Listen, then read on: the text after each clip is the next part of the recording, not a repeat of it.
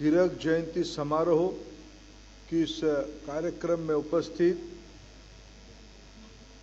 भारत सरकार की शिक्षा राज्य मंत्री आदरणीय श्रीमती अन्नपूर्णा देवी जी, शिक्षा राज्य मंत्री आदरणीय श्री राजकुमार रंजन सिंह जी, शिक्षा विभाग के सचिव आदरणीय संजय कुमार जी, केंद्रीय विद्यालय संगठन की प्रमुख आदरणीय श्रीमती निधि पांडे जी, हम सभी के बीच में केंद्रीय विद्यालय की पूर्व छात्र, पारा ओलंपिक्स गेम की हम सभी की गौरव बढ़ाने वाले एथलीट्स आदरणीय Deepa Malik ji, air vice marshal Manoj Kumar Mehra ji, Kendriya Vidyalaya संगठन में जुड़े हुए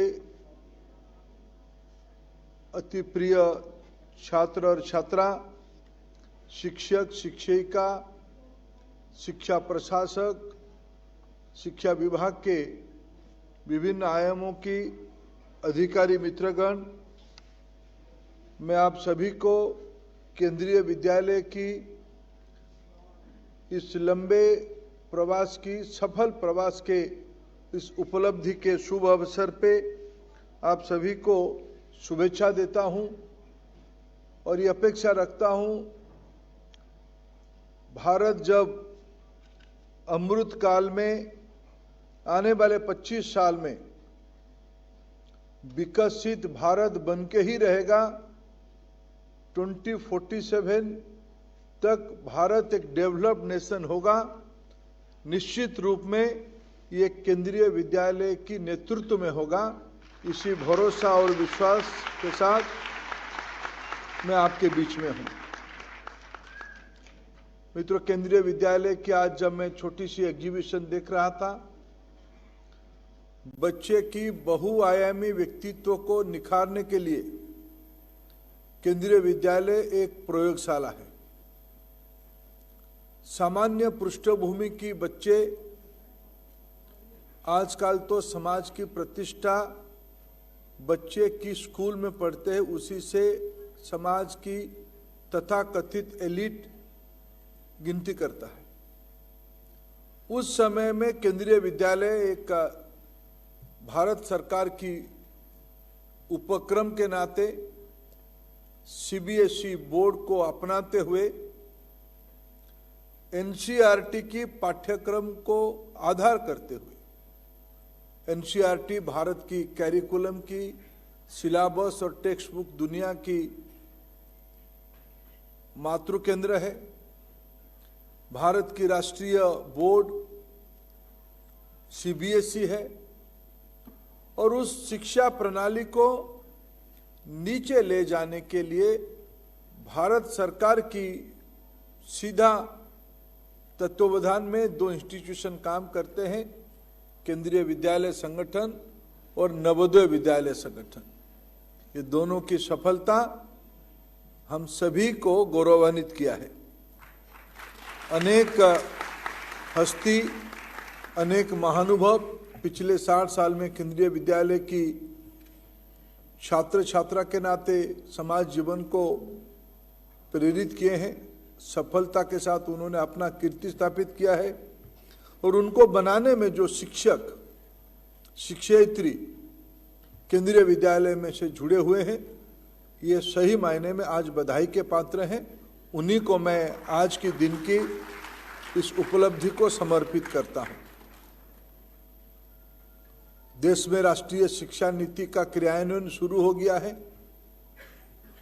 बाल बाटिका, पीएम श्री स्कूल, अटल टिंकरिंग लैब, योगा एक प्राथमिकता के विषय, खेलो इंडिया, स्पोर्ट्स एक्टिविटीज पहले से ही केंद्रीय विद्यालयों में जुड़ी हुई थी।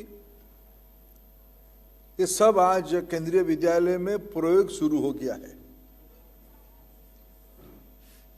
इसकी गति और बढ़ानी पड़ेगी। ये सांकेतिक उपस्थिति नहीं करना है, 1200 ही स्कूल है।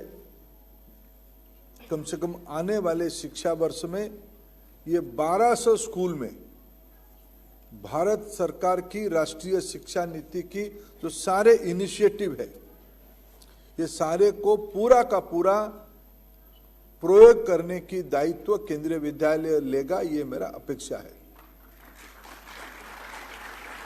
मित्रों, आने वाले दिनों में बच्चों के अंदर, समाज में अभी पार्लियामेंट चल रहा है, अभी कई बार पार्लियामेंट में एक यक्ष प्रश्न को सामना भी किया हूं, और मैं कभी इस प्रकार के उत्सव में आता हूं तो मैं सच में पुलकित होता हूं, सच में प्रेरित होता हूं, क्योंकि बच्चे तो नादान होते हैं, बच्चे तो कुछ भी बन सकते हैं। अभी चुनौती तो बनाने वाले के ऊपर है, ये चुनौती बच्चों के साथ नहीं है। बच्चे तो भगवान की प्रारूप है, सब बन सकते हैं, लेकिन चुनौती बनाने वाला उसकी कल्पना कैसे रख पाता है उसी के ऊपर निर्भर करता है। इसलिए जिम्मेवारी मेरे सामने बैठे हुए प्राध्यापक प्राध्यापिकाओं की, और इस कार्यक्रम को जो लोग दूर संचार माध्यम से देख रहे होंगे और बाद में देखेंगे, उन्हीं के पास है, उन्हीं के लिए मेरा निवेदन है। मैं निवेदन ही कर सकता हूं, क्योंकि केंद्रीय विद्यालय की संगठन में 2 कड़ी बात आज कह ही दूंगा। ये सच में केंद्रीय संगठन है क्या? क्योंकि जब मेरे पास पैरवी आप लोगों की आती है कि साहब हमको तो यहीं कहीं रहना है, कभी सोचिए थोड़ा, यहां हमारे एयर वाइस मार्शल उपस्थित हैं, कभी वो मांग करने के लिए आते हैं क्या कि साहब हमको दिल्ली के आसपास रहने दिया जाए? उनकी भी परिवार है, उनके बुजुर्ग माता पिता है, जो सैनिक सरहद में रहता है, जो पैरामिलिट्री फोर्स देश की अराजक तत्वों के साथ जंगलों में लड़ता है। कभी वो सोचते हैं क्या उनकी परिवार नहीं है, उनकी आत्मीय नहीं है? और केंद्रीय विद्यालय है तो राष्ट्रीय विद्यालय है, और जो शिक्षा प्रशासक है उनसे मेरा ज्यादा अपेक्षा है। कोई डंडा नहीं चलाना है। क्या आजादी की आंदोलन में डंडा चला के महात्मा गांधी जी लोगों को तैयार किए थे? क्या वो भावना था? क्या वो फीलिंग थी? लोगों ने अपने सर्वस्व निछावर करके हम सभी के लिए आजादी उपलब्ध करवाया है।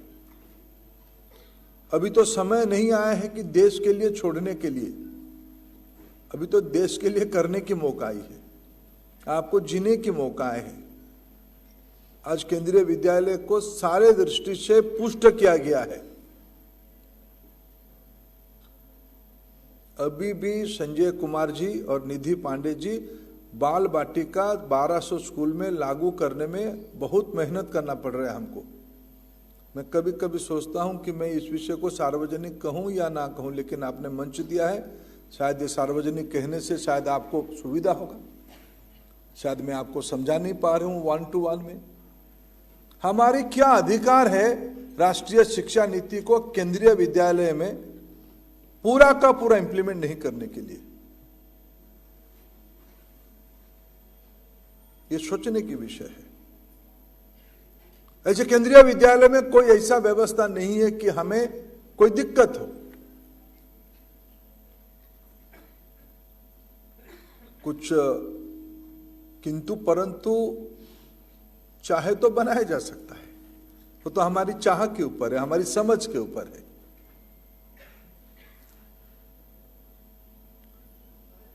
पिछले 60 साल की प्रगति बहुत ही संतोषजनक है।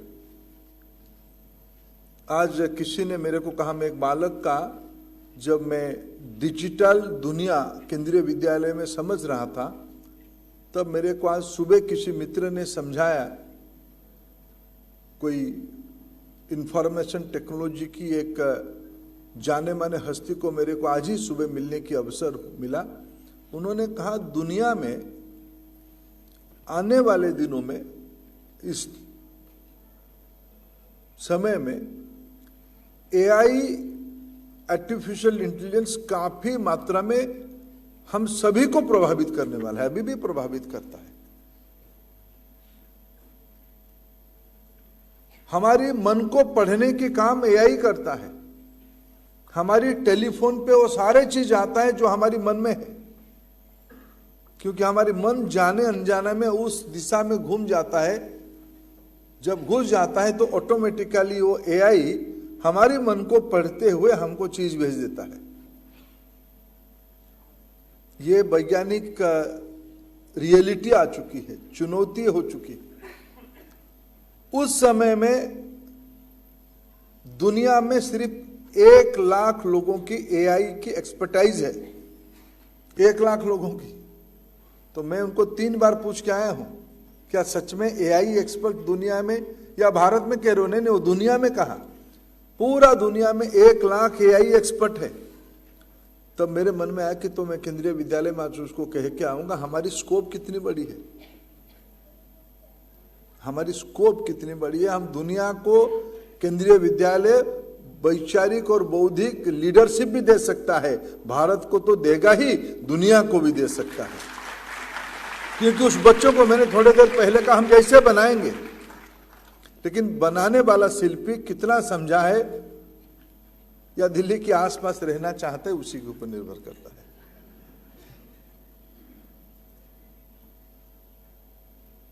मैं 7th पे कमीशन की बात नहीं कहता हूं, कोई कष्ट नहीं है। देश हमारा है, देश ऐसे ही नहीं बनेगा, देश ऐसे ही नहीं बनेगा। देश के लिए अभी कोई बलिदान आपको नहीं मांग रहा है, आप जिम्मेवारी लो, इतना ही अपेक्षा है। और मैं आज के दिन में इतना ही शुभेच्छा देके कहता हूं कि आने वाले दिनों में विश्व में बहुत सारे चीज होने वाला है, उसकी नेतृत्व भारत करेगा। और भारत तब कर पाएगा जब हम अपने नई पीढ़ी को उस आवश्यकताओं को समझने की एक रचना बना पाएंगे, एक आर्किटेक्चर बना पाएंगे। उसको समझिए और उसकी समाधान भी निकालिए। और इसी अपेक्षा के साथ मेरा पूरा विश्वास है केंद्रीय विद्यालय उस अपेक्षा को पूरा करेगा। बहुत बहुत धन्यवाद। नमस्कार।